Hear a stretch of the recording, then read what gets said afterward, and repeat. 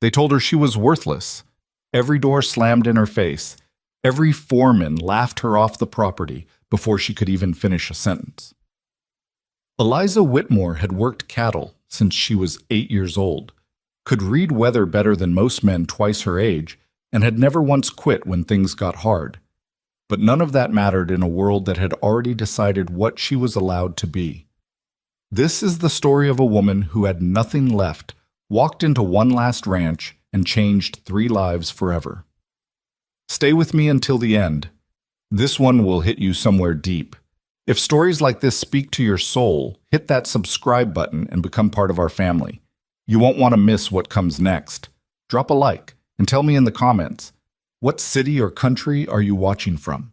I want to see just how far this story travels. The summer of 1883 was the kind that cracked the earth open.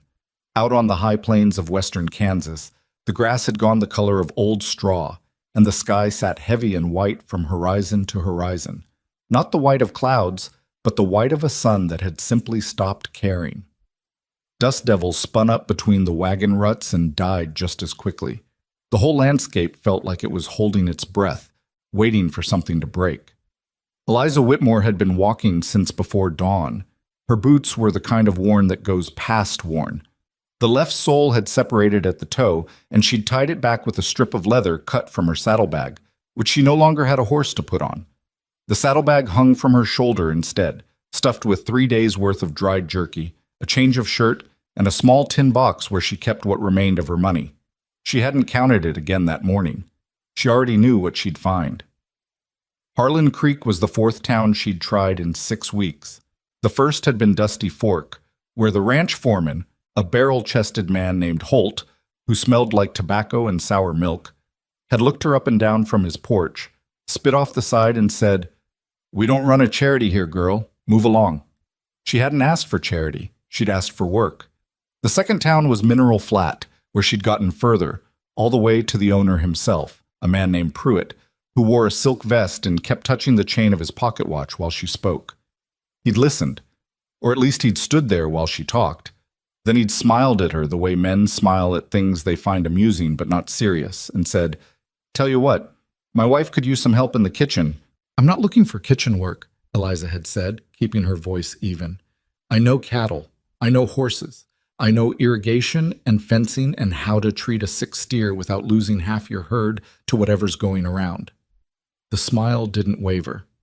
"I'm sure you do, sweetheart." She'd left before she said something that would follow her to the next town. The third was a place called Cutter's Ridge, and she didn't even make it to a conversation. The foreman there, young, probably 22, with a patchy beard he was clearly proud of, had taken one look at her walking up the road and called out to the men working the fence line, "Hey boys, come look at this." She'd turned around and kept walking and didn't let herself feel it until she was a mile down the road and out of sight. Then she sat behind a cottonwood tree for about 10 minutes and felt it. Then she got up and kept going. Harlan Creek had maybe 400 people, a main street with a general store, a feed supply, a saloon, a post office, and a Baptist church that looked like it was losing an argument with gravity. There was a livery stable at the far end of the street and a water trough out front where a spotted mule stood sleeping. Eliza stopped at the general store first, not to buy anything, but because it was the kind of place where people knew things. A woman with gray-streaked hair and sharp eyes was sweeping the front steps when Eliza walked up. "Morning," Eliza said. "I'm looking for ranch work. Anything around here that might be hiring?" The woman stopped sweeping and looked at her, not unkindly exactly, but with the careful appraisal of someone who knew what the world was like and had made her peace with it. "You passing through? Looking to settle, if the work holds?" The woman's mouth pressed together slightly. "There's the Carver operation east of town. Big spread. But Carver doesn't—" She paused. "He's particular about who he hires. I can handle particular." "It's not about that." The woman looked down at her broom. "He just doesn't hire women. None of them around here do." Eliza had heard this before. "None of them." The woman hesitated, just a beat. "There's Mercer, I suppose, Caleb Mercer. His place is about 3 miles south, past the creek bend, but—" She shook her head a little. "It's a struggling outfit, been struggling for years. Caleb's a decent man, but he's barely keeping it together. Lost 2 hired hands this spring. She glanced up. I don't know if he'd consider it. Hasn't cost anything yet to ask, Eliza said. The woman looked at her for a moment. Then she nodded, once, with something in her eyes that might have been respect or might have been pity. Eliza had stopped trying to tell the difference. South past the creek bend, the woman repeated. Can't miss the fence line. Half of it's fallen down. Then she found Carver's operation first because it was hard to miss. A prosperous-looking spread with good fencing and a bunkhouse and 3 men working in the near paddock. She went to the main building and asked to speak to whoever was in charge of hiring.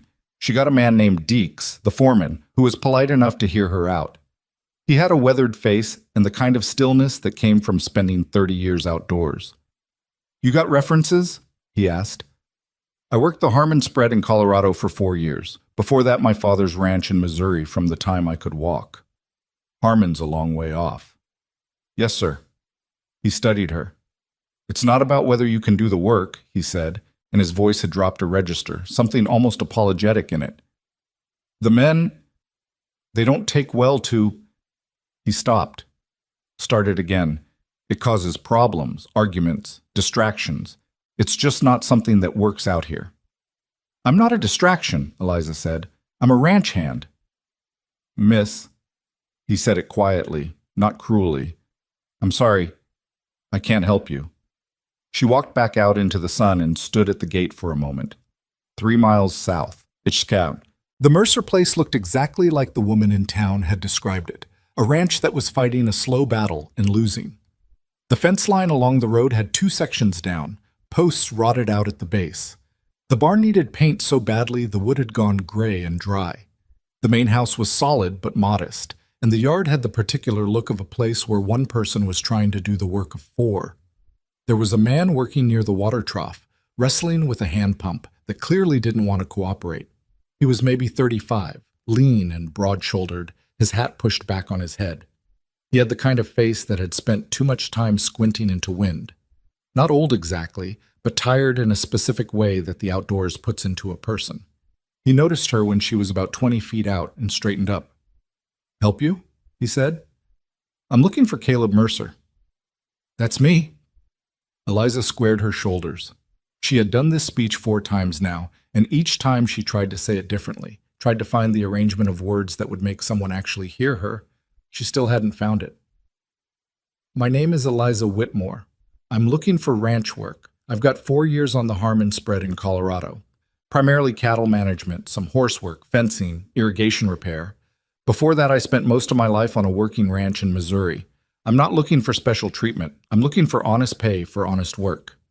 Caleb Mercer looked at her, not the way Pruitt had looked at her, not the way Deeks had. This was a different kind of looking. He wasn't dismissing her. He also wasn't agreeing to anything.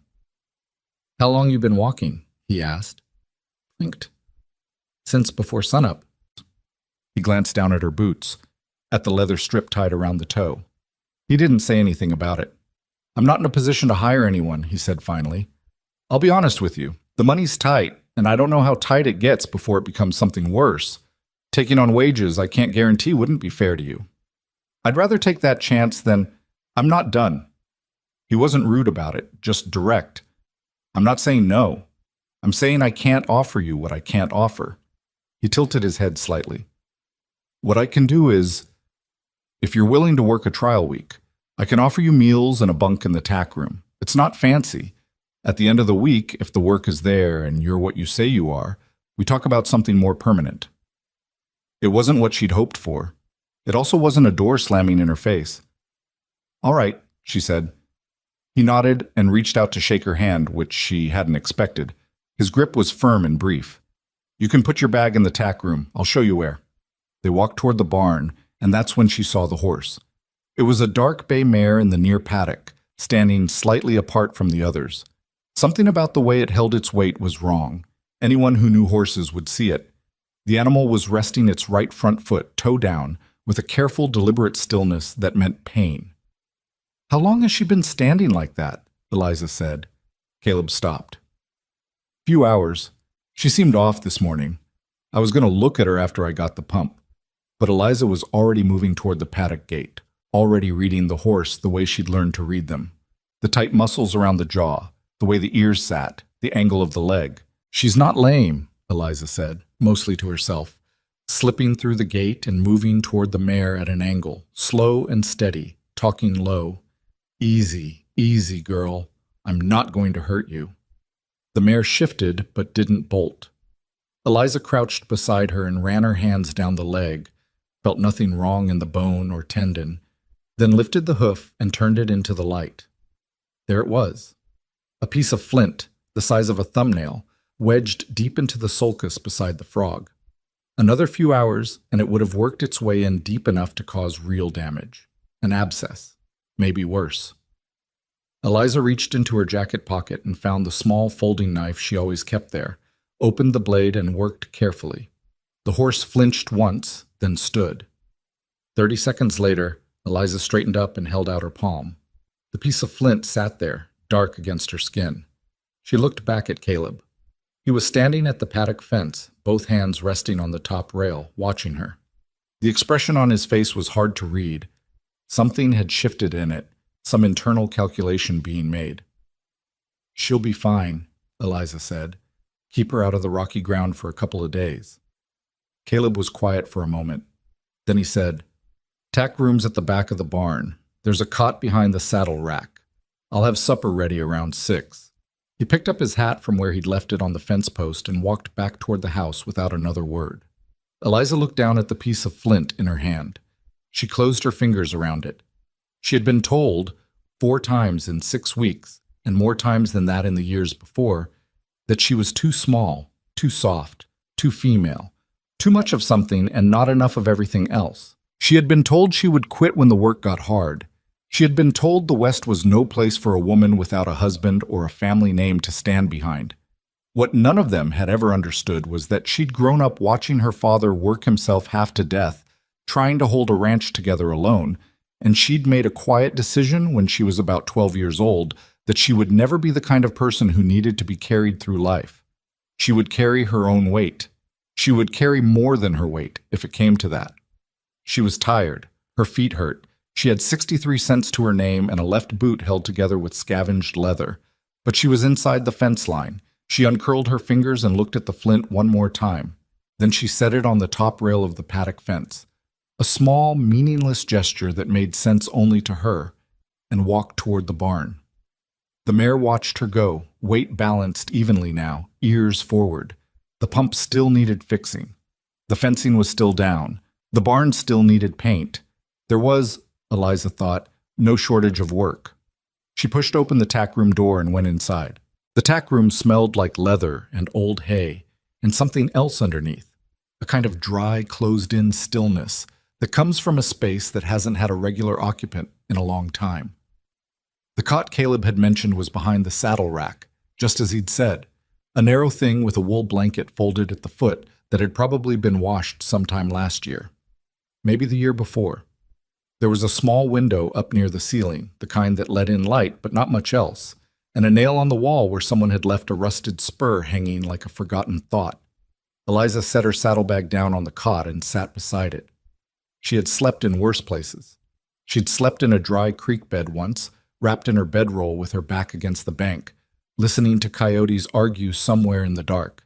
This was considerably better than that. She pulled off her left boot, carefully because the leather strip needed retying, and set both boots side by side on the floor and looked at them for a moment. 63 cents, a trial week, meals, and a cot. It wasn't much. But she'd been working with not much her entire life, and there was a particular kind of clarity that came with it. When you have very little, you stop spending energy on things that don't matter, and you focus hard on the things that do. She retied the boot, stood up, and went back outside to find the pump. Supper that first evening was quiet, in a way that had texture to it. The kitchen was at the back of the main house, a practical room with a wood stove that heated more than just the food, and a table that had 4 chairs around it but felt like it had always only ever used 2. Caleb stood at the stove with his back to her when she knocked on the doorframe, and he said, "Come in," without turning around, the way people do when they're used to knowing exactly who's at the door because nobody else ever comes. There was a woman at the table. She was old. The kind of old that has settled deep into the bones, past the stage of fighting it. 70, maybe more. She sat very straight, which Eliza would later learn was deliberate, a point of pride she maintained with visible effort. Her hair was white and pinned back tightly, and she had eyes the particular gray-blue of creek water in early morning, clear, cold, and paying attention to everything. She looked at Eliza the way a woman looks at something she has not yet decided what to make of. "This is my grandmother, Martha Mercer," Caleb said from the stove. "Martha, this is Eliza Whitmore. She's going to be working a trial week." "So you said," Martha replied, not to Caleb, but still looking at Eliza. "Ma'am," Eliza said. Martha said nothing for a moment, then, "Sit down, then. No point standing in the doorway." It wasn't warm exactly, but it wasn't the door in the face she'd half expected, so Eliza sat. Supper was salt pork and beans and cornbread that had come out slightly dense. Caleb's cooking, she would learn, was earnest but limited. He knew how to keep himself alive, and that was about the extent of it. He set a plate in front of Martha first, then one in front of Eliza, then sat down himself, and for a few minutes the only sound was the scrape of forks and the pop of the stove. "You worked cattle before?" Martha said, without looking up from her plate. "Yes, ma'am, since I was a girl." "Where'd you come from?" "Missouri, originally, last few years in Colorado." "What happened in Colorado?" Eliza looked up. It was a blunt question, the kind that assumed something had happened, which was fair enough because something had. "The Harmon outfit sold. The family went back east. I needed to find work." Martha looked at her then. "So you just wandered out here on your own?" "I followed the work." "The work." Martha repeated it in a way that suggested she found this answer either impressive or suspicious, and hadn't yet decided which. Caleb cleared his throat. "The pump's running better," he said, a pivot so obvious even he seemed to know it. "Whatever you did to it this afternoon, the packing was dried out. I soaked it in lard. It'll hold for a while, but the leather inside needs replacing eventually." He nodded. "I'll get the part next time I'm in town." They ate the rest of the meal with less conversation, but it was a different kind of quiet than it had been at the start. Martha still watched Eliza in that measuring way of hers, but the watching had shifted slightly. Less like a woman looking at an intruder, and more like a woman trying to solve something. The work started before the sun was fully up. Not because Caleb asked her to be up early. He hadn't given her a schedule or a list of tasks. But Eliza had always worked by the principle that if you need to be told when to start, you're already behind, and she'd spent too many years getting up with the animals to sleep past their first sounds. She was in the barn before Caleb came out of the house, feeding the horses and checking on the bay mare's hoof, which was clean and healing fine. When Caleb came in and found the horses already fed and the stall nearest the door freshly mucked, he stood in the barn doorway for a moment and said nothing. Then he picked up a pitchfork and started on the next stall over. They worked side by side in silence for a while, and it was a comfortable silence, the kind that comes between people who understand that work itself is a kind of conversation. By the third day, Eliza had found the gaps in the operation. Not because she'd gone looking to criticize, but because gaps are hard to miss when you know what a functioning ranch looks like. The grazing rotation was off. Cattle were wearing down a section of the south pasture, while the east field sat largely untouched. Two of the fence posts in the north line were packed too loose and would pull out in a decent wind. The water supply to the livestock trough near the barn was slow, suggesting a partial blockage somewhere in the pipe run. She mentioned the fence post to Caleb on the third morning, standing at the fence line with the sun still low and a cup of coffee cooling in her hand. "I noticed the posts back there are loose." He looked where she nodded. "Yeah, I know. I've been meaning to—" He stopped. "There's always something else first. I can repack them this afternoon, if you've got the gravel and the tamper." He looked at her sideways. "You know how to set fence posts." "I know how to do most things that need doing on a ranch," she said, without attitude in it, just stating a fact. He drank his coffee. "Gravel's by the barn. Tamper's hanging inside the door." It was Martha who gave her the hardest time, and Eliza had expected it. Not because the old woman was mean. She wasn't mean exactly. She was guarded, and there was a difference. Martha Mercer had lived long enough to watch people come and go from this place, and every time someone came and then went, it left a mark. Eliza could read it in her, the way she held herself at a slight remove, the way she phrased things as observations rather than questions, the way she watched without letting herself be caught watching. On the fourth day, Eliza was in the kitchen filling the water basin when Martha came in moving slowly and holding one arm slightly tucked against her side. She didn't say anything, just eased herself into the chair at the table and sat very still in a way that wasn't her normal stillness. "Your shoulder?" Eliza said. Martha looked at her sharply. "My shoulder is fine." "Okay." She filled the basin and went back outside. But she came back inside 20 minutes later with a small cloth pouch she'd found in the barn, dried comfrey, which the previous hired hand had apparently kept for the horses. She set it on the table without saying anything, along with a strip of clean cloth. Martha looked at the cloth pouch. "What's this?"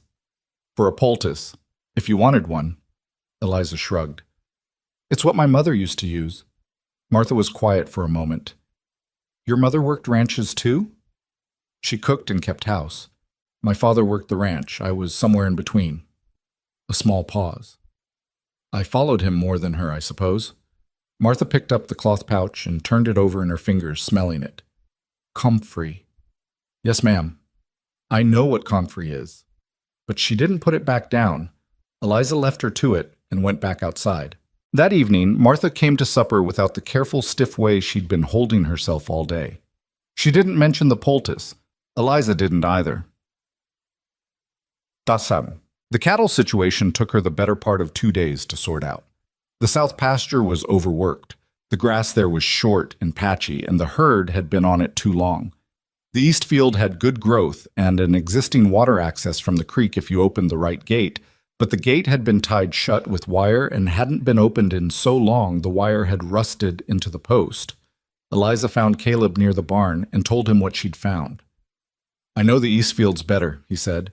"The gate gave me trouble last year, and I just got into the habit of the south pasture." "The south pasture's not going to recover if you don't rest it," she said. 6 weeks at least, ideally 8. "And if I move them to the east field?" "You've got better grass and water access. The fence line over there is in better shape too." She paused. "I can cut the wire on that gate and get it working again. Take about an hour." He rubbed the back of his neck. This was a thing he did when he was processing something. She'd noticed it by day 2. "All right," he said. "Yeah, do that." Getting the gate open took closer to 2 hours because the wire had corroded worse than she'd expected, and she cut her palm on a loose end halfway through. Not bad, just a long, shallow scrape that bled more than it hurt. She tied it with a strip from her shirt hem and kept going. By the time she had the gate open and swinging clean, her hand had stopped bleeding and the afternoon light was going golden and long across the field.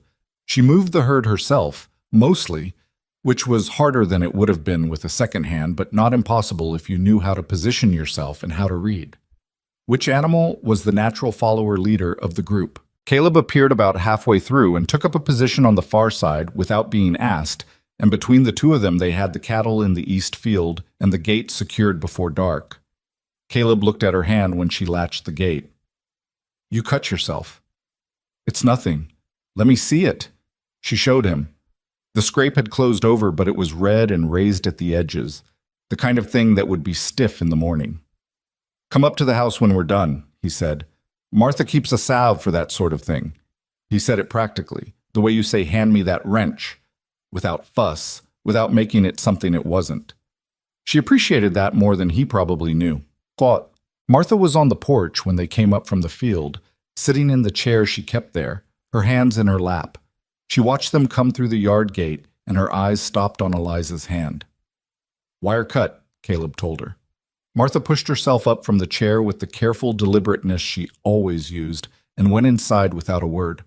She came back with a tin of salve and set it on the porch railing and nodded at Eliza's hand. Eliza unwrapped the strip from her shirt hem, and Martha looked at the cut, then took Eliza's hand in both of hers, dry, bony hands with a grip that was still surprisingly firm, and worked the salve in with her thumbs without speaking. It stung, and Eliza didn't flinch, and Martha noticed that she didn't flinch. Something passed between them in the silence. Nothing said, nothing that could be said, but something registered and filed away on both sides. "You should wear gloves for wire work," Martha said finally, still holding her hand. "I know, I left mine at the last place." She'd left in a hurry. That was a longer story. Martha looked up at her, just briefly. Then she let go of her hand and picked up the tin of salve and went back inside. The screen door banged shut behind her. Caleb was leaning against the porch post, watching. He had an expression she couldn't fully read. Something thoughtful in it. Something that had been sitting with him a while. "She hasn't done that for anyone but family," he said quietly. Eliza looked at her hand. The salve was cool and smelled faintly of pine. Maybe she was just being practical. "Maybe," he said. He didn't sound like he believed it. The end of the trial week came and went without either of them formally marking it. Eliza had expected, or half expected, that Caleb would come to her on the 7th morning and either make it formal or tell her politely that he couldn't manage the wages. Instead, the 7th morning looked like the 6th, and the 6th had looked like the 5th. She was in the barn at first light. He came in after her. They worked. It was around mid-morning of the 8th day when they were replacing the 2 loose fence posts in the north line that he said, without looking up from the post he was tamping, "I can offer you $8 a month to start. I know it's not much." Eliza drove her tamper down around the base of her post. "It's fair enough. If the fall season's better, if the cattle prices hold, I'd like to do better than that." "I understand." She paused, tested the post. Solid. "It stays between us what you're paying me, if that matters to you." He looked over at her. "Why would I care about that?" "Some men do. They don't like the idea of people knowing what they pay a woman for ranch work. Makes them feel like it says something about the operation." Caleb was quiet for a second. "Does it bother you? The way some men are about it?" She thought about Deeks at the Carver place. The apologetic voice, the way he'd said it causes problems. She thought about Pruitt and his silk vest and his knowing smile. "It bothers me," she said. "I just don't let it stop me." He went back to his post. "Good," he said. "Just that. Good." What changed between Eliza and Martha didn't happen in a single moment. It happened the way most real things happen. Slowly, in pieces, without announcement. It was in the way Martha started leaving a cup of coffee on the kitchen table at the time she knew Eliza came in before dawn. She never said she was doing it. The cup was just there. It was in the afternoon when the old woman came into the barn while Eliza was working, moving slower than usual, something deliberate in her pace, and sat on the old hay bale near the door and just watched. Didn't speak for a long time, then said, out of nowhere, "Caleb's mother left when he was 9. Did he tell you that?" Eliza kept working, not wanting to make the moment too large. "No. Just left. Rode off one morning. He was the one who found her note." Martha paused. "He burned it. He was 9 years old and he picked up that note and walked it to the stove and put it in himself. Never said a word to me about what it said." The barn was very quiet. "That's why he works the way he does," Martha said. "Like if he stops, something will fall apart." Eliza set down her brush and looked at the old woman. "Did it? Fall apart, I mean." Martha considered this. "Parts of it." She shifted on the hay bale. "But parts didn't. That's the thing nobody ever tells you, Bess. Some things break and some things don't, and you can't always tell in advance which is which." Eliza thought about her own father's ranch, the mortgage that had caught up with them when she was 16, the auction, the feeling of watching strangers walk through rooms she'd grown up in. She thought about the way she'd stood at the gate watching the new owner's wagon come up the road, and how she'd promised herself she wouldn't cry, and how she hadn't. "No," she said. "You can't tell in advance." Martha looked at her with those gray-blue eyes. "You've lost something, too." It wasn't a question. "A few things," Eliza said. Martha nodded slowly, as if this was information that settled something inside her. "Caleb needs people who understand that," she said. "He's had enough of people who think you can just—" She waved a hand. "Start over clean, like nothing weighs anything." She pushed herself up off the hay bale, steadying herself with a hand against the barn wall.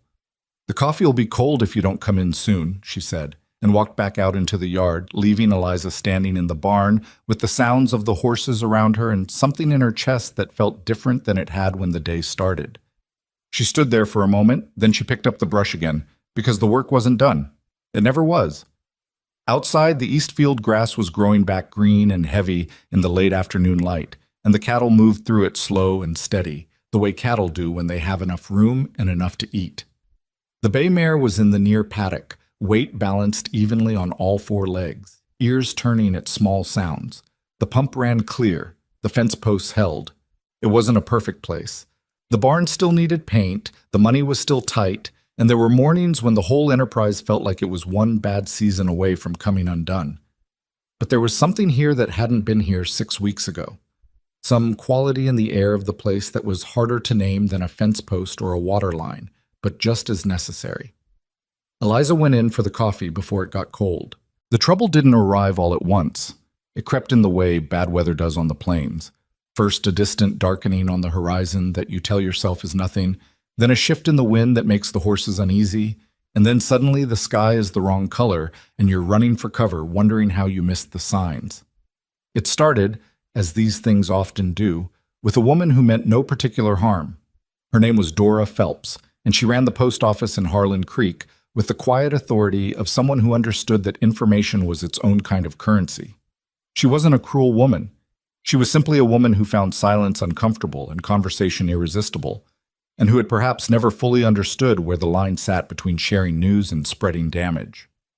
Eliza had been at the Mercer Ranch for 6 weeks when she first rode into town with Caleb to pick up supplies. It was a practical arrangement. The wagon needed 2 people to load properly, and Caleb had 3 months' worth of errands backed up. They went on a Thursday morning, worked their way through the general store and the feed supply, and stopped at the post office for a package Martha was expecting. Dora Phelps was behind the counter when they came in. She was a round-faced woman in her 50s with quick eyes and a pleasant enough manner, and she looked at Caleb and then at Eliza and then back at Caleb with an expression that was carefully neutral in the way that careful neutrality never actually is. "Caleb," she said, "didn't know you had a... Is this a relative?" "Ranch hand," Caleb said. "Martha's package come in?" It did, but Dora didn't move to get it immediately. "Ranch hand," she repeated with a slight uptick at the end that turned it into something between a statement and a question. "Well, I didn't know you were hiring. Needed the help." "Of course." She smiled at Eliza. "And you're living out at the Mercer place then?" "Tack room," Eliza said. "Of course," Dora said again in the exact same tone. She got the package. The transaction was finished in under 2 minutes. But on the way out, Eliza felt the weight of those 2 minutes sitting on her shoulders in a way she recognized from experience and didn't like. "She's going to talk," she said to Caleb once they were back at the wagon. He loaded a sack of flour without looking up. "Dora talks about everything. This is different, and you know it." He straightened up and looked at her.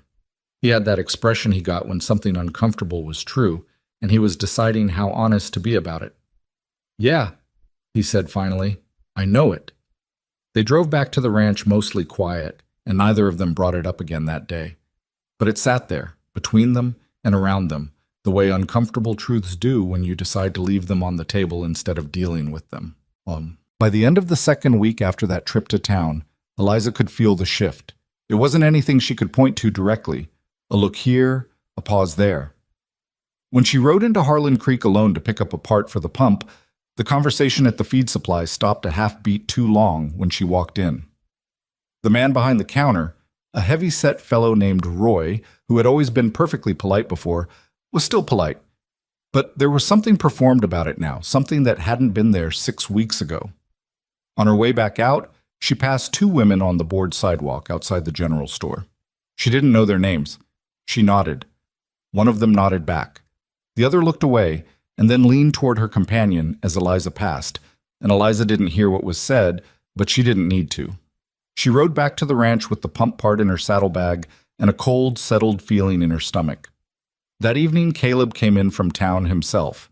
He'd gone back in the afternoon for something she hadn't been with him for, and he was quiet at supper in a way that was different from his usual quiet. His usual quiet was comfortable. This one had edges. Martha watched him all through supper and didn't say anything until the plates were cleared. Then she said, "What happened in town?" It wasn't a question. Caleb turned his coffee cup in his hands. "Ran into Gerald Marsh at the feed supply." Martha's face changed slightly. "What did Gerald say?" "He was—" Caleb stopped. "He was asking questions about the ranch, about the loan." He set the cup down. "About Eliza." Eliza kept her face still. "What kind of questions?" "The kind that aren't really questions." He looked at her directly, which she appreciated even though she didn't like what was coming. He said there's talk that a single woman living on a man's property without proper arrangements, it's not sitting right with some people. The kitchen was very quiet. "Proper arrangements," Eliza said. "That's what he said." "And what did you say?" "I told him Eliza Whitmore is a ranch hand and that it was none of his concern."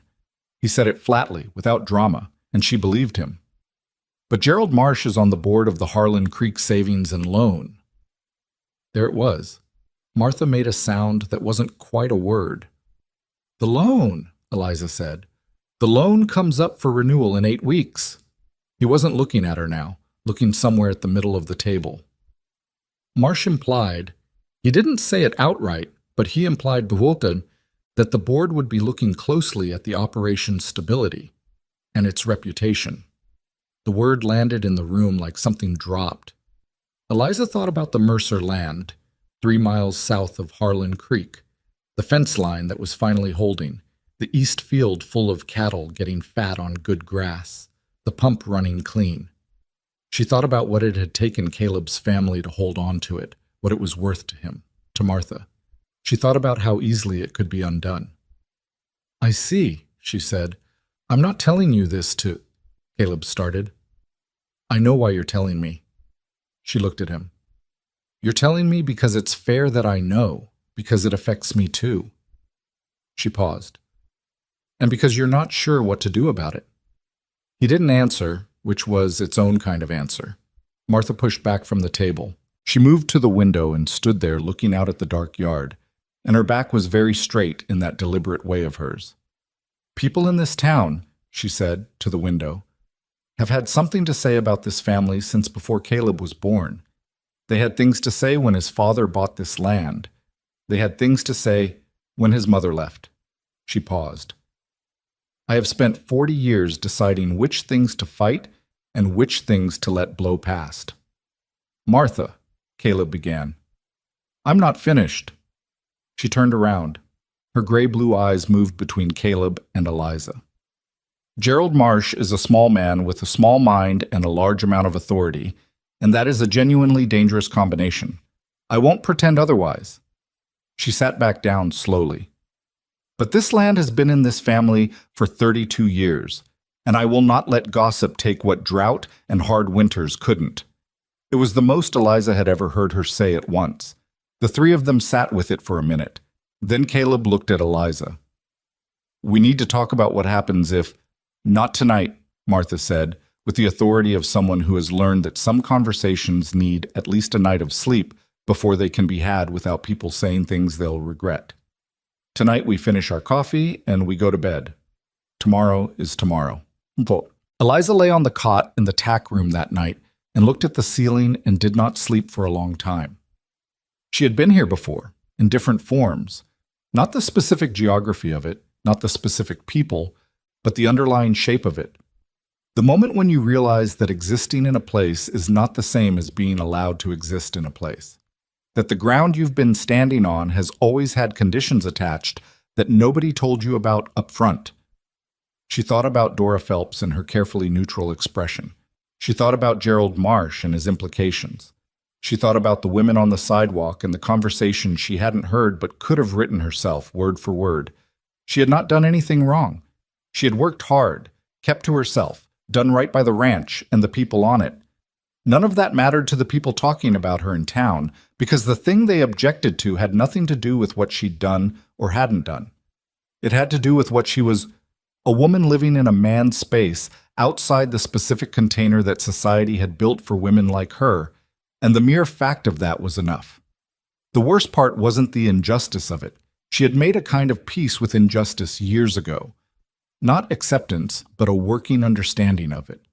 The worst part was the thought of what it might cost Caleb. She turned onto her side and listened to the horses breathing in their stalls on the other side of the wall. She was still awake when the sky outside the small ceiling window started going gray. The next 3 weeks were hard in a particular way that was different from the physical heart of ranch work. Eliza went into town twice more during that period, and each time the atmosphere had thickened slightly. A woman named Hensley, wife of one of the church deacons, made a pointed comment at the general store about the importance of propriety in frontier communities, not quite looking at Eliza while she said it, but not quite not looking either.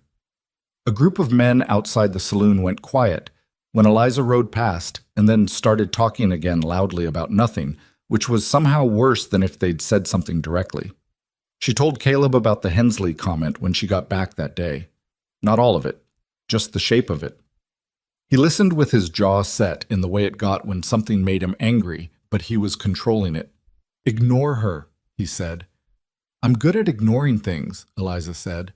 "I'm less good at ignoring the effect those things have on your loan situation." He didn't have an answer for that. It was on a Wednesday, 5 weeks after the first trip to town with Caleb, that Gerald Marsh came to the ranch. Eliza was in the north pasture checking the fence line when she saw the buggy coming up the road. A good buggy, well kept, the kind of vehicle a man drives when he wants to make sure you notice the difference between his circumstances and yours. She watched it turn up the lane to the Mercer house and felt the cold things settle in her stomach again. She finished the section of fence she was checking, because leaving a job half done was a habit she refused to let anxiety create in her, and then walked back to the yard. Marsh was on the porch with Caleb by the time she got there. He was a tall man, older, with the kind of silver hair that looks distinguished and the kind of chin that looks used to being deferred to. He was speaking in the careful, measured voice of a man who has practiced saying difficult things in ways that make them sound reasonable. "Not a question of personal character," he was saying as Eliza came through the yard gate. "I want to be clear about that. It's a question of how the situation looks to the community, and how that reflects on the soundness of the operation." Caleb saw Eliza and something shifted in his face, a slight tensing, not alarm exactly, but the look of a man who knows things are about to get more complicated. Marsh turned and saw her too. He nodded. "Miss Whitmore." "Mr. Marsh." She stopped at the foot of the porch steps. She didn't go up. There was a brief silence in which everyone was aware of exactly what was being decided without saying so. "I was just explaining to Caleb," Marsh said, with the patient tone of someone explaining something to people slower than themselves, "that the board has some concerns about the loan renewal. We want to ensure the operations we support reflect the values of this community." "The values of this community," Eliza said. "That's right. And those values include—" She kept her voice even. "What exactly?" Marsh looked at her the way men like him look at women who ask direct questions. A fraction of a second of surprise, quickly covered. "Proper household arrangements, a stable family situation, things that indicate stability," Eliza finished for him. "Yes." "So a man working a struggling ranch alone with an aging grandmother he can barely get help for, that's stable." She said it without heat, almost conversationally. "But the same ranch, running better than it has in years, with a hired hand who knows the work, that's a concern." Marsh's jaw tightened slightly. "Miss Whitmore, I don't think you fully understand the nature of—" "I think I understand it fine," she said. "I just disagree with it." There was a silence. Caleb was looking at her with an expression she couldn't entirely read, something in it that wasn't quite warning and wasn't quite gratitude. Marsh cleared his throat. "Caleb, the loan renewal date is 6 weeks away. I strongly suggest you give serious thought to how you want to handle this." He reached into his jacket and produced a card, set it on the porch railing. "Come see me when you've had time to think." He looked at Eliza once more, briefly, without hostility, which was almost worse somehow, and walked back to his buggy. They watched him drive away. The dust settled behind the buggy wheels, and then, There was just the ranch, the same as it had been an hour ago. The fence lines holding, the cattle in the east pasture, the pump running clean, and the loan renewal sitting over all of it like a cloud that had moved between the sun and the ground. Caleb picked up the card Marsh had left on the railing and looked at it. "I could talk to the bank in Miller County," he said. "Try to refinance." "Would they take you?" "Maybe. Probably at worse terms." He set the card back down. "Or I could—" He stopped. Eliza waited. He turned to look at her, and there was something in his face that he was clearly working up to saying, something that had been sitting in him for a while. And whatever it was, the arrival of Gerald Marsh had pushed it forward in time. But he didn't say it. Instead, he said, "I need to think." "All right," she said. She went back to the fence line. It was Martha who came to find her that evening. Not in the barn, not in the kitchen. Martha came out across the yard in the fading light, moving carefully on the uneven ground, and found Eliza sitting on the fence rail of the near paddock watching the horses. It was the end of the day, and the light was going copper and long, and the bay mare was grazing near the far fence, healthy and easy, nothing like the painful stillness she'd been holding the day Eliza arrived. Martha came up and stood beside the fence and didn't say anything for a minute. Then she said, "You're thinking about leaving." It wasn't an accusation. It was quiet and said without drama, and it was accurate. Eliza looked at the horses. "I've been thinking about it. Because of the loan. Because of what I'm costing him." She kept her eyes on the mare. "The operation is better than it was. He knows it. You know it. But if the bank won't renew because of how things look with me here, then the operation doesn't matter. The land goes and everything on it, and that's worse than where he was before I came." Martha was quiet for a moment. "That's a very practical way to think about it. I'm a practical person." "I know you are." Martha put both hands on the top fence rail. Her knuckles were swollen at the joints, the way old hands get. "I want to tell you something. I want you to actually listen, not just wait for me to finish so you can go back to your practical thinking." Eliza looked at her then. "I have spent a very long time in this place," Martha said. 32 years on this land. I buried my son here." A pause. "I raised Caleb here. I watched people come and work and leave, and I watched the land take everything we had and give back just enough to make us stay." She turned her gray-blue eyes on Eliza. "You are the first person in all of that time who has walked into this place and made it feel like it had a future." Eliza didn't say anything. She wasn't sure she could. "Not because of the fence posts," Martha said. "Not because of the east pasture or the pump or any of the practical things, though Lord knows those matter. It's something else." She paused, searching for the word. "It's that when you're here, Caleb doesn't look like a man waiting for something to fail. He looks like a man building something." The copper light was going, the sky darkening at the edges. "If you leave because of Gerald Marsh and his small ideas," Martha said, "you will be letting the wrong people decide what happens to this family, and I have had enough of the wrong people deciding things." Her voice didn't rise. It hardened, which was somehow more significant. "I didn't fight 32 years on this land to hand it over to gossip." Eliza sat with that. "It's not just gossip," she said finally. "It's the loan." "I know what it is." Martha straightened up from the fence slowly. "And I am telling you that we are going to deal with it together." She said the last word with a deliberateness that made it mean more than it would have coming from anyone else. "All three of us."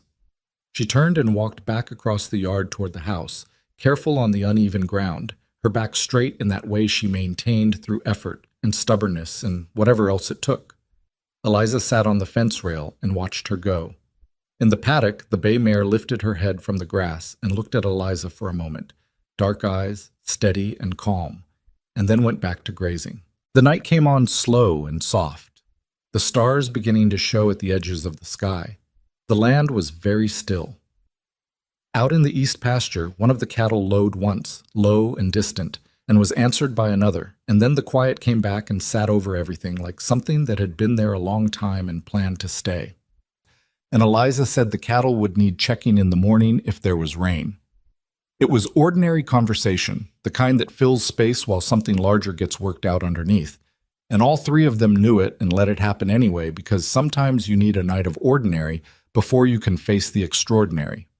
But in the morning, Caleb was already up when Eliza came in from the barn. He was sitting at the kitchen table with a piece of paper in front of him and a pen in his hand, and he had the look of a man who had been awake for hours working something through to its conclusion. Martha was at the stove. The coffee was already made. "Sit down," he said when Eliza came in. She sat. He looked at the paper, then at her. "There's a community meeting at the hall in Harlan Creek. They hold them the first Friday of every month. Town business, disputes, that kind of thing. Anyone can request time to speak." He paused.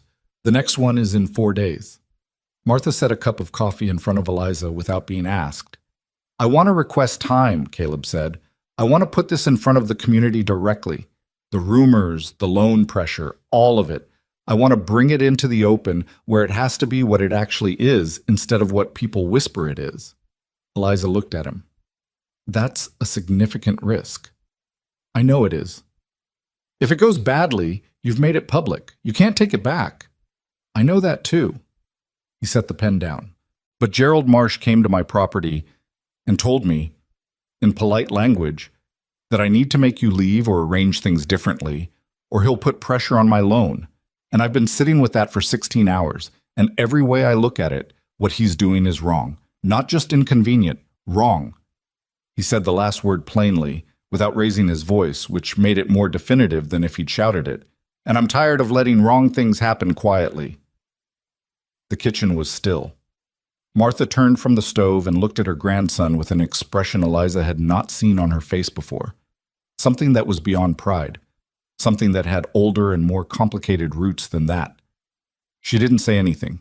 She turned back to the stove. Eliza looked at the piece of paper on the table. "What are you going to say to them?" "The truth," Caleb said, "about the ranch, about what it was before you got here, and what it is now, about the loan and Marsh's visit, and what he implied." He met her eyes. "And I'd like you to speak too, if you're willing." She had not planned to speak publicly in front of a town that had already decided what it thought of her. She had not planned most of what had happened to her in the last 8 weeks, if she was honest about it. "All right," she said. He nodded. There was something in his face that relaxed slightly, the way a face does when something it's been braced for doesn't turn out to require as much bracing as expected. "I'll write the request today," he said. The 4 days between that morning and the community meeting were some of the strangest Eliza had experienced at the ranch. The work continued as it always did. The cattle still needed tending, the horses still needed feeding, the fence line still required checking after the rain that had come through on Thursday and softened the ground around 2 of the posts they'd set. She and Caleb worked side by side in the way they'd settled into over the past 2 months, the easy, wordless rhythm of 2 people who understood each other's pace. But there was something different in it now, a kind of heightened quality, like the air before a storm when everything is clear and still and the light has that particular flat sharpness to it. Eliza noticed that Caleb talked a little less than usual, which wasn't easy given that he didn't talk a great deal to begin with. Martha moved through the house with unusual deliberateness, as if she were conserving something. On Thursday evening, the night before the meeting, Martha came to the tack room. She knocked, which was something she had never done before, always just called from the barn door or waited for Eliza to come to the house. Eliza opened the door and found her standing there with something folded over her arm. "This was mine," Martha said, "a long time ago." She held it out. It was a dress, dark blue, simply cut, well made, the kind of clothes a woman wears when she wants to be taken seriously. It had been carefully kept, folded along old creases. Eliza looked at it. "Martha, you're about the same height I was," Martha said, practically, in the tone she used when she wanted to forestall sentiment. "You'll need to let out the waist a little. There's extra seam allowance, and it'll need pressing." She set it over Eliza's arm. "You can wear what you want. I'm not telling you what to do. I'm just—" She stopped. "I want them to see you clearly, not give them anything to talk about that isn't the point." Eliza held the dress and looked at the old woman in the doorway. "Thank you," she said. Martha gave a short nod. "The iron's on the shelf in the kitchen. Don't let it get too hot, or the fabric will mark." She turned to go, then stopped. "You know what you're going to say tomorrow?" I'm working on it. Martha looked at her over her shoulder. Don't apologize, she said. Not for a single thing. Whatever else you do, don't apologize. She went back across the yard to the house. Eliza stood in the tack room doorway, holding the blue dress and listening to the night sounds. Crickets, a distant owl, the slow movement of horses in their stalls, and thought about what it meant that a woman who had spent most of her life keeping people at a careful distance had come to her door on the night before a hard day and given her something that had once meant something. She pressed the dress and took in the waist seam by feel and sat up too late and was still awake when the sky started going gray. The Harlan Creek Community Hall was a long rectangular building at the north end of Main Street, built from the same weathered timber as most everything else in town, with 2 rows of benches inside and a raised platform at the front that served as the speaking area for meetings, occasional church overflow, and once, according to Martha, a traveling theater company that had performed a version of Hamlet in which the ghost was played by the same actor as Claudius due to a casting shortage. By the time Caleb pulled the wagon up outside, the hall was more than half full. That surprised him. He could see it in the slight hesitation before he set the brake. Community meetings in Harlan Creek usually drew the same committed 20 or 30 people who showed up to everything. There were at least twice that many here tonight, and more coming up the street from both directions. Word got out, Martha said from the wagon seat beside him. About what we're doing here? About what you're doing here. She looked at the crowd moving toward the hall entrance. People find out a man is going to say something uncomfortable in public. They want to see it. Eliza was in the back of the wagon. She'd ridden there rather than on the bench, which had felt right somehow. She was not presenting herself as Caleb's guest or companion. She was going on her own terms. She had on the blue dress. Her boots were the same worn ones, resoled as best she'd been able to manage with materials from the barn, but clean. She had her hair pinned up, which she rarely did, not because she'd been told to, but because it was a practical choice for keeping her face visible when she needed people to look at her directly. She climbed down from the wagon without help and straightened the dress and looked at the hall. Let's go, she said. Inside, the noise was the low, steady hum of a crowd that was talking, but not yet about what it had come to talk about. Eliza walked in behind Caleb and Martha and felt the room adjust when they entered. Not a silence, but a shift in frequency, the way a room's sound changes when the thing it's been anticipating actually arrives. She recognized some faces. Dora Phelps from the post office, near the left wall, with 2 women beside her that Eliza didn't know.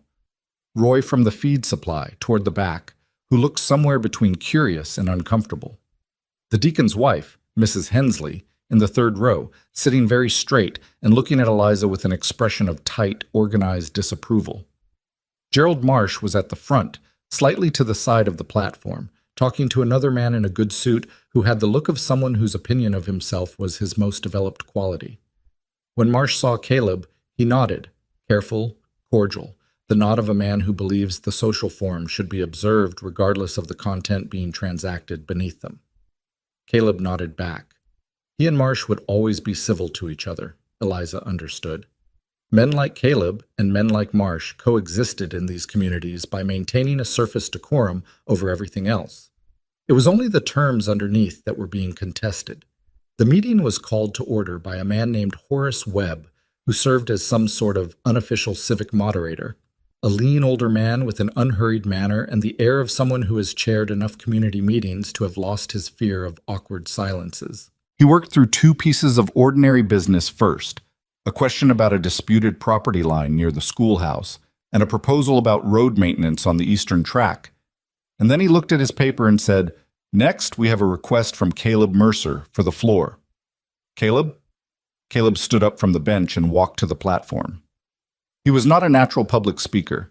He was a man more comfortable with fence posts and water lines than with words in front of a crowd. And it showed. He stood slightly awkwardly at first, his hands not sure what to do. But then he set them flat on the railing in front of him and looked out at the room, and whatever discomfort was in his body, his voice, when it came, was steady. "Most of you know me," he said. "Some of you have known my family for 30 years. You know this ranch has been through hard stretches." He paused. "About 2 months ago, I hired a ranch hand named Eliza Whitmore. Some of you have met her. Most of you have heard about her. He let that sit for a moment. What I'm here to tell you tonight is what's actually happened at the Mercer place since she came to work there, because I think there's some distance between what people have been hearing and what's true. The room was quiet now. The kind of quiet that happens when people realize they're not watching something collapse but something being built, and they're not sure how they feel about that. He talked about the cattle rotation, the pump, the fence work, the hay yield projections for fall, which were better than they'd been in 3 years. He talked about the loan and about the visit from Gerald Marsh, and to his credit, he didn't name it as an accusation, but as a fact, that a board member had come to his property and indicated that the loan renewal was connected to the presence of a female ranch hand on the property, and that he found this connection to be without merit and wished to say so publicly. Marsh, in his seat to the side, maintained his composed expression throughout. He was not a man who could easily be rattled, which Eliza had understood from the moment she'd seen him step down from his buggy 3 weeks ago. When Caleb finished, there was a moment of silence, and then Horace Webb said, "Miss Whitmore, I understand you also requested a few minutes." She stood. She walked to the platform without hurrying. She was aware of the room watching her, aware of Mrs. Hensley's expression, of Dora Phelps leaning slightly forward, of a dozen other faces she had catalogued in the moment she walked in. She was aware of Martha, very straight on the bench in the second row, watching with those gray-blue eyes and that expression of deliberate stillness that was not calm but something that had survived a long time and knew how to do it. She stood at the railing and looked out at the room. "I've been told all my life what I can't do," she said. She didn't pitch her voice loudly. The room was quiet enough that she didn't need to. "I've been told I'm not strong enough, not suitable, not appropriate. I've been told that the work I know how to do is not for women, and the places I can do it are not for women, and that if I insist on doing it anyway, I cause problems for everyone around me." She paused. "I've heard that said in 4 towns in the last 2 months alone." A few people shifted on the benches. "I'm not here to argue about whether that's fair," she said. "You already know whether it's fair. I think most people in this room, if they sat with it honestly, know the answer to that question." She looked along the rows, not challenging, just looking, making contact. "What I'm here to say is what I told Caleb Mercer the day I arrived, which is the truth about what I am. I'm a ranch hand. I've worked cattle since I was old enough to be useful. I know horses and fencing and water management and livestock medicine and about 15 other things that a working ranch needs. I'm not looking for anyone's approval of the fact that I know those things. I'm looking to work." She stopped for a moment. "I came to Harlan Creek because I needed work and I found it. The Mercer Ranch needed someone who knew what they were doing, and I fit that need. That is the whole of it." She stepped back from the railing. She had almost sat down when she stopped herself. There was one more thing, and Martha's voice was in her head. "Don't apologize." And she wasn't going to, but there was something else that needed saying. "I know what people have been saying about why I'm there," she said. "I know what's been implied about the arrangement and about my character. I'm not going to defend myself against that because there's nothing to defend against. But I will say this. The Mercer Ranch is not just a piece of land to those people. It's 32 years of one family's work and grief and holding on. Martha Mercer has given more to that ground than most people give to anything in a lifetime. And what is happening to that family's loan because of rumors about me is not a property matter. It's a cruelty." She let that land. "I thought someone should call it by its right name." She walked back to the bench and sat down. The hall was very quiet. It was Horace Webb who spoke first, and he did so carefully, in the measured tone of a man who has learned to read a room. "Gerald, I suspect you'll want to respond to some of what's been said." Marsh rose from his seat with his usual composed efficiency. He was good at this, at making his position sound reasonable, at framing disagreement as concern. He talked about community standards and the board's responsibilities and the importance of consistent policy. He was not cruel about it. He was precise and civil and entirely, absolutely wrong. And the longer he spoke, the more the room seemed to understand that. In the particular way that the truth of a thing sometimes becomes clearer, the more carefully someone tries to obscure it. When he finished, there was a silence. And then, from the back of the room, a man stood up. Eliza did not know him by name, but she recognized him. The day she had walked to Caleb's ranch, the very first day she had passed the Carver operation and been turned down by a foreman. This was not that foreman. This was a man she'd seen on her walk between towns, working a fence line near the road at the Carver spread. He was weather-beaten and solid, and had the look of a man who chose his words the same way he chose his tools, not many and not without purpose. "My name is Dan Fremont," he said, to the room rather than to anyone in particular. "I've worked the Carver operation going on 6 years. I was there the day this woman walked up looking for work." He paused. Deeks turned her away. "You all know Deeks. He's a fair man and he knows his business." He turned her away because that's the way it's done, not because she didn't know her work. He stopped again, and something moved across his weathered face that looked like the specific discomfort of a man about to say a thing he'd been sitting on for a while. "I watched her walk up and make her case, and I watched her walk away when she got turned down. And I've thought about that day more than I'd expect to. Because she didn't argue, she didn't make a scene. She just said her piece and turned around and kept going." He looked down at his hat and his hands. "I've known men who couldn't take a setback that clean." He sat back down. The silence after that was different from the one before it. Across the room, Dora Phelps was looking at the floor. Mrs. Hensley had the expression of a woman whose certainty was not broken, but had developed a crack she was trying not to show. Roy from the feed supply was nodding slowly, to himself, the way people do when something settles something for them. Horace Webb let the silence run for a few more seconds than was comfortable. Then he said, "I think we've heard enough for tonight. Gerald, I'd suggest the board revisit the Mercer loan renewal on its own merits. The rest of it," he looked at the room, "I'll leave to everyone's conscience." It wasn't a verdict. It wasn't a ruling. It was an old man with an unhurried manner declining to make things tidy. And in this particular room, on this particular night, it was enough. They walked out into the night air, the three of them, and for a moment they just stood on the board sidewalk outside the community hall and let the night settle around them. People came out of the hall and moved past. Some nodded at Caleb. One man clapped him briefly on the shoulder without saying anything. A woman Eliza didn't know met her eyes and held the look for a moment in a way that meant something, even if Eliza couldn't have said precisely what. Gerald Marsh came out and paused near them. He looked at Caleb. "I'll discuss the loan review with the board," he said. Just that. He walked to his buggy. Martha watched him go. "That's as close to backing down as that man gets," she said. "I know," Caleb said. They stood there another minute. The night was cool and the stars were out, and Main Street was quiet now, most of the town having dispersed in the particular way people disperse after a public event, quickly, before they have to look too closely at each other. Eliza looked at the street and at the sky above it and at the building they'd just walked out of, and she thought about all the miles she had walked to get here, the cracked boots and the 63 cents and the foreman who hadn't bothered to hear her out and the town sidewalks where women whispered about her as she passed. She thought about the piece of flint she'd set on Caleb's fence rail on the first day. She thought about Martha's hands on hers, working salve into the wire cut, and the cup of coffee left on the kitchen table before dawn, and the blue dress folded over an old woman's arm at the tack room door. She had not asked for any of this. She had not planned it. She had asked for honest work and honest pay, and what she'd gotten was larger and more complicated than that, the way things tend to be when you walk far enough in one direction and finally stop walking. "We should get back," she said. "The bay mare needs checking before bed."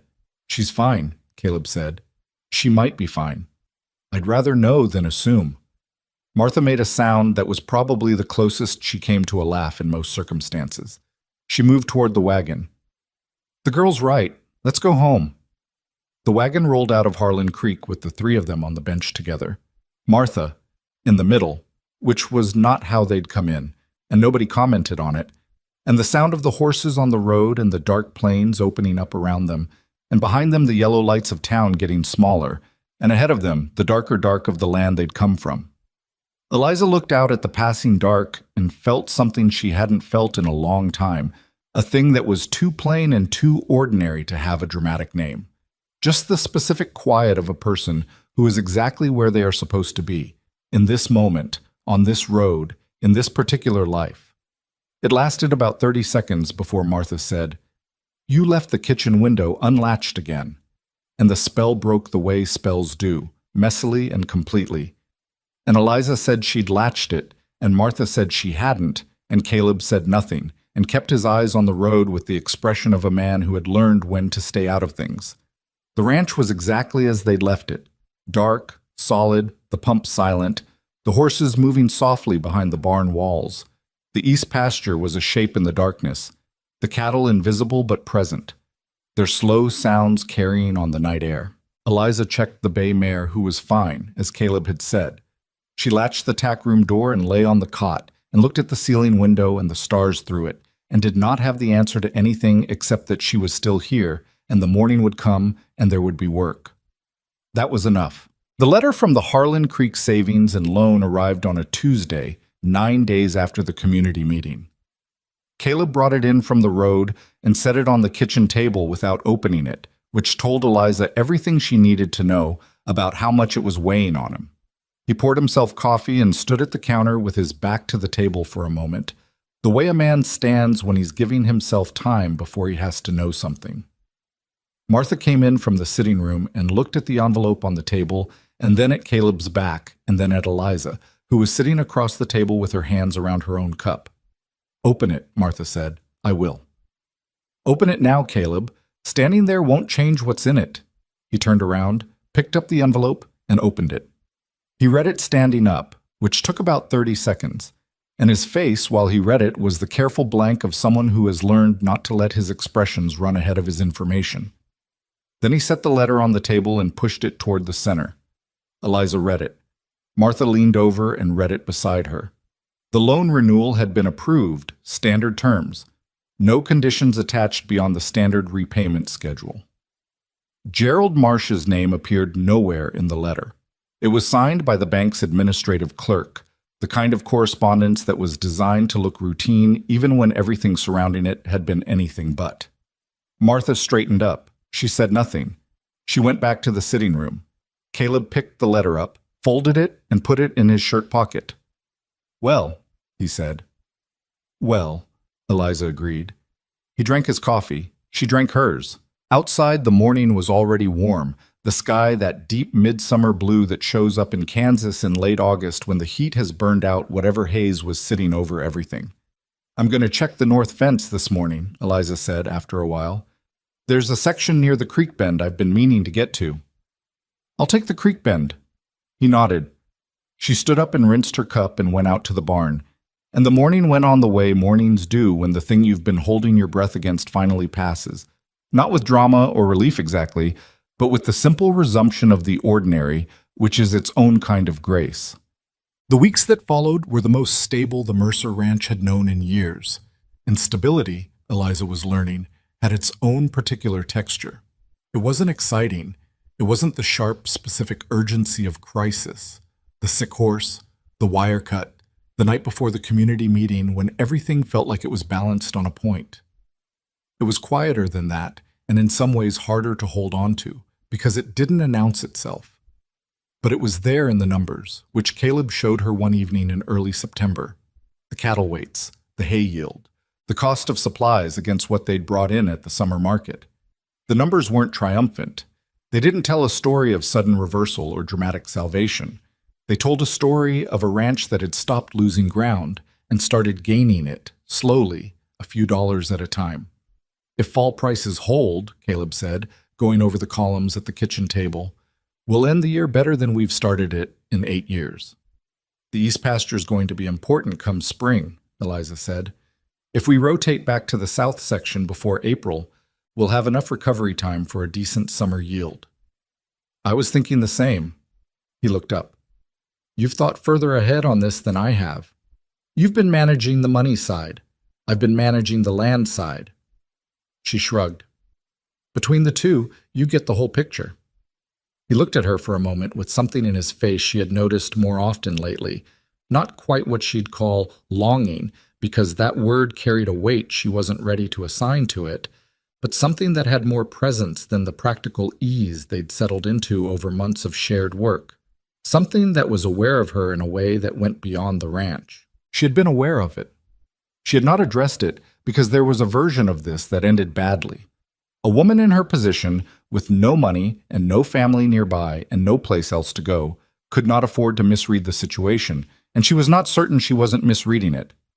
She looked back down at the columns of numbers. Patek. It was Martha, predictably, who said it out loud first. It was a Sunday afternoon in late September, one of those clear, cool days when the plains look like they've been cleaned, and Eliza was on the porch restitching a piece of harness leather that had cracked at the buckle. Martha came out and sat in her chair and did her Sunday thing of sitting and watching the yard and the land beyond it, which was her version of rest. They sat together in the kind of comfortable silence they'd developed over months. Then Martha said, without any particular preamble, "Caleb is not good at saying things." Eliza kept her eyes on the harness. "I've noticed. He gets it from his grandfather. Good man. Terrible at words." Martha folded her hands in her lap. "He thinks you don't know how he feels." "I have a sense of it." "Then why are you letting him flounder around about it?" Eliza looked up then.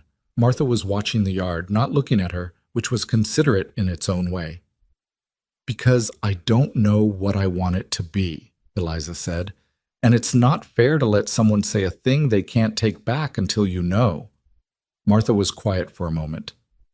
"That's more honest than most people are." "I try to be honest." "I know you do." Martha shifted in her chair, wincing slightly at whatever her shoulder was doing these days. "Can I say something else?" "You're going to regardless." The corner of Martha's mouth moved. "You came here with nothing, and you turned this place around. And somewhere in the middle of that, you decided that what you do and how well you do it is enough, that you don't need anything beyond the work." She paused. "That's how a person survives when they've been treated like a tool. You make yourself good enough that no one can justify getting rid of you." Eliza set the harness down slowly. "But that's different from belonging somewhere," Martha said, "and I think you know the difference. I think you've known it for a while, and you're afraid of it." The afternoon light lay long and quiet across the yard. One of the cats that lived in the barn was sitting in the dust near the gate, washing its face with complete self-absorption. "I've been let down before," Eliza said, "when I've let myself want something specific." "I know." Martha finally looked at her. "So have I. So has Caleb." Her gray-blue eyes were direct and clear in the afternoon light. "That doesn't mean you stop wanting things. It just means you choose carefully." She didn't say anything more. After a while, she went back inside, and Eliza picked up the harness and found she couldn't remember where she'd been in the stitching. Tarsaum. It happened on a Thursday evening, which was not a romantic occasion by any reasonable measure. Eliza was coming in from the south pasture with mud on her boots from where the creek bank had given way under her, and Caleb was fixing the latch on the barn door that had been sticking all week, and the sun was going down in the characteristically spectacular way it does over the Kansas plains in October, that high burning orange that makes everything look like it's made of copper. He heard her coming and straightened up from the latch and looked at her, and she looked at him, and there was a moment. One of those moments that has been quietly gathering for a long time before it arrives, so that when it finally shows up, it feels both sudden and inevitable. "I need to say something," he said. "All right." He set the screwdriver down on the fence post. He was not good at this, and they both knew it, and he didn't try to pretend otherwise. Just stood there for a second with the slightly pained expression of a man doing something that doesn't come easy. "I've been trying to figure out how to say this for about 6 weeks, he said, "and I've decided the problem is that I'm trying to find the right way to say it, and there probably isn't one, so I'm just going to say it plainly, and you can tell me where I've gotten it wrong." "That seems reasonable," she said. He looked at her. "I don't want you here because you're good at the work. You are good at the work. You're the best person I've ever had on this ranch, and that matters. But that's not why." He stopped, reorganized. "I want you here because this place is different when you're in it. I'm different when you're in it." He paused. "I've been alone a long time, not just by circumstance, and I got used to it. I made a kind of peace with the idea that this was going to be me and Martha and the ranch, and that was it." He looked down at his hands briefly, then back up. "And then you came up the road with your boot held together with a leather strip, and you pulled a piece of flint out of that mare's hoof like it was the most natural thing in the world, and I've been off balance since about 5 minutes after that." Eliza was quiet. "I'm asking you to stay," he said. "Not as a ranch hand, as—" He stopped again, and this time the stop was longer. "I'm asking you to build this thing with me, the ranch, and whatever else comes with it." He looked at her steadily. "I'm asking you to marry me, Eliza, if that's something you'd want." The sun was still doing its thing over the plains, entirely indifferent to what was happening by the barn door. A horse moved somewhere behind the wall. The barn cat, which had followed Eliza in from the pasture for reasons of its own, sat near the gatepost and stared at nothing. Eliza looked at Caleb Mercer, at his tired, honest face and his hands that were never quite clean, and the way he stood, slightly braced, like a man ready to take a setback with dignity if that's what was coming. She thought about the road that had brought her here, every door that had closed, every town that had seen her as a problem to solve rather than a person to know.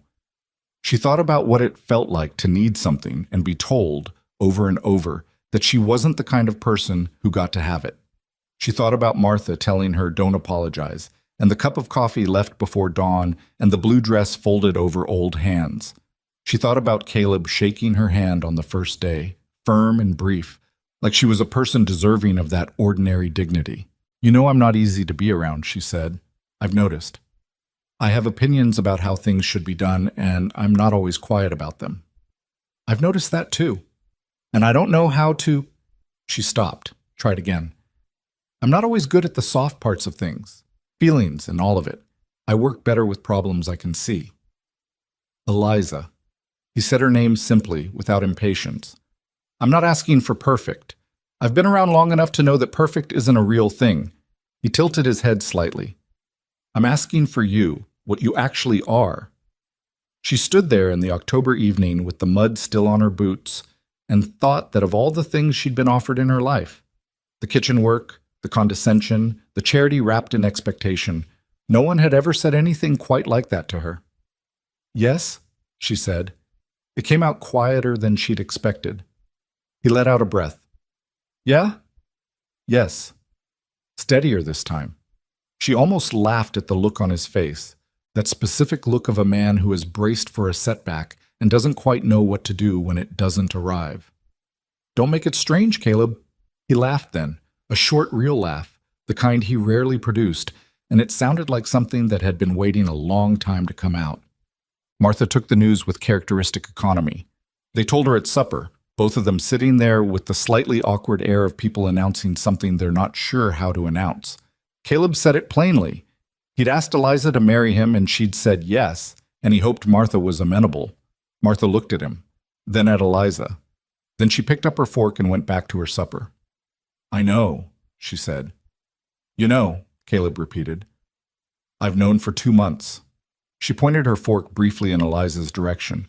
"She took longer to decide than I expected, but she got there." She ate a bite of salt pork. "We'll need to see about a dress. That blue one I gave her won't do for a wedding." Caleb looked at Eliza. Eliza looked at Martha. "I like the blue dress," Eliza said. "You'll like a proper wedding dress more," Martha said, with the authority of someone who has made a decision on behalf of everyone else and does not anticipate further discussion. "And we'll need to let the carver operation know, since Caleb will need an extra hand come spring if we're expanding the east pasture the way you're talking about." "That's very practical," Eliza said. "I am a practical person." Martha stood up from the table and picked up her plate. She stopped beside Eliza's chair on her way to the counter, and she put her hand, dry, bony, with that surprisingly firm grip, briefly on Eliza's shoulder, just for a second.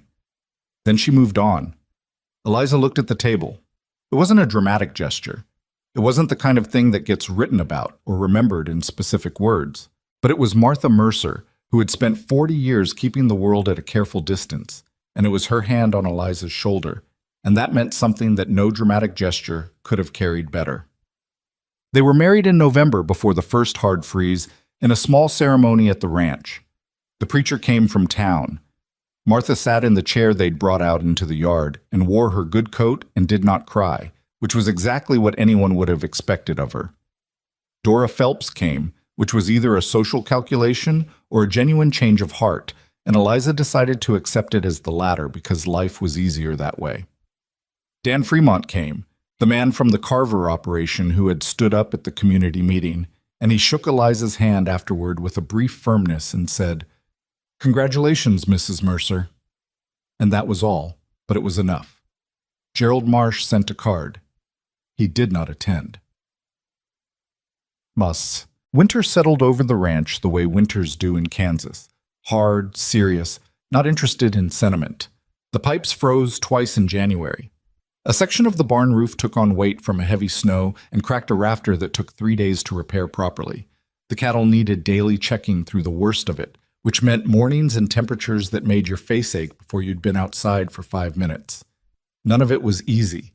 None of it was the soft-focus version of a life rebuilt.